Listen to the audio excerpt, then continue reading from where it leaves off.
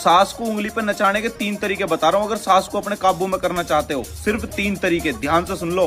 पहला, कितनी ध्यान से सुन रही है, जरूरी था ब्याह करवाना है। परफेक्ट बीबी ना कभी झगड़ा करती है, ना कभी पैसे मांगती है, ना परेशान करती है और ना कभी शॉपिंग करने जाती है, और ना ही इस दुनिया में पाई जाती है। सही कहते हैं लोग, लड़की बाप की गरीबी बर्दाश्त कर सकती है, पति की नहीं। क्योंकि बाप अपनी बेटी को सभी के सामने प्यार और इज्जत देता है। सुनो ना, हाँ आजकल सारी औरतें अपने पतियों का नाम लिखवा रही हैं। मैं भी लिखवा लूं? हाँ लिखवा लो। कहाँ लिखवाऊं? अपने बाप की प्रॉपर्टी पे।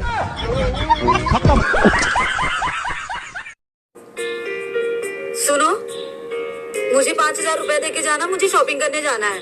यार मेरी 15,000 रुपए सैलरी है, अगर उसमें से भी 5,000 रुपए मैं आपको दे दूंगा तो घर के खर्चे कैसे चलेंगे? कितने दिन से 15,000 की नौकरी कर रहे हो? कोई दूसरा काम ढूंढ लो ना। और अगर तुम्हारे पास पैसे नहीं थे, कमाने की क्षमता नहीं थी, तो मुझसे शादी क्यों की? वैसे एक बात पूछूं? हाँ पूछो। तुम्हारे पापा की सैलरी कितनी थी? 12,000 रुपए। और उनकी सैलरी से तुम्हें क्या लेना देना है? कुछ नहीं, मैं तो बस इसलिए पूछ रहा था क्योंकि एक लड़की अपने बाप की गरीबी तो बर्दाश्त कर लेती है, पर ना जाने क्यों अपने पति की बर्दाश्त नहीं कर पाती। ये बात कड़वी भले ही है, लेकिन सच है। एक बेटी अपने बाप की गरीबी बर्दाश्त कर लेती है, लेकिन पति की गरीबी पे हंगामा मचा देती है। भैया, हाँ भाभी के भाई आए हैं दहेज के पैसे वापस मांगने। ठीक है, तुम चलो, मैं आता हूँ। ठीक है। हाँ दीपक बोलो। पापा ने कहा है वो दहेज के पैसे और दीदी के जो गहने हैं वो वापस करने के लिए। और हाँ, ये डाइवोर्स पेपर, इस पे साइन कर दीजिए।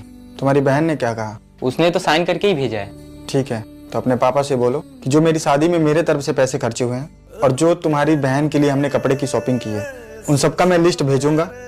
वो सारे पैसे पहले क्लियर करें, फिर मैं दहेज के पैसे भी वापस कर दूंगा और ये डाइवोर्स पेपर पे साइन भी करके दे दूंगा। लेकिन पापा के भी तो पैसे खर्च हुए थे। लेकिन घर तो तुम्हारी बहन छोड़ के गई है ना। आजकल तो ट्रेंड हो गया है, शादी कर लो और शादी के बाद में प्रॉपर्टी का हिस्सा मांगो, और तुम आए हो नया बहाना लेके कि मेरी बहन के दहेज के पैसे वापस कर दो। जाओ अपने पापा को बता देना, अगर मेरी बात उनको समझ में आएगी तो दोबारा मेरे घर पे आएंगे, वरना समझ लेंगे कि ये रिश्ता यहीं खत्म हो गया है।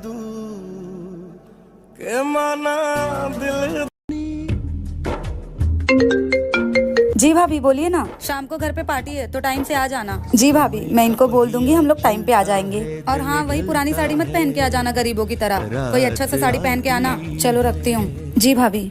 रात में जब एक छोटा सा नन्हा सा ये देखो, फिर से वही फटी टी शर्ट पहन लिए। आप अपने लिए नई टी शर्ट ले लो ना। अरे तो कौन सा बाहर वाले देखने आ रहे हैं, घर पे ही तो हूँ। फिर भी फटी टी शर्ट क्यों पहनना है? तुम भी तो 4 साल से बस वही साड़ी पहन रही हो। मुझे नई साड़ियों का शौक नहीं है, मेरे पास जितना है मैं उतने में ही खुश हूँ। तुम्हारे इसी समझदारी की वजह से मेरी कम सैलरी में भी बहुत खुश है। अच्छा, मैं बताने आई थी कि भाभी के घर में पार्टी है। हाँ मैंने वो सुना था। ठीक है। रात आती, ये देखो मैंने तुम्हारे लिए क्या लाया है। रात में जब एक इतनी प्यारी साड़ी किस लिए? आज शाम को पार्टी में तुम यही पहनना। एक मर्द ही होता है जो खुद 500 की टी शर्ट और अपने बीवी को 5,000 की साड़ी पहनाने की ताकत रखता है।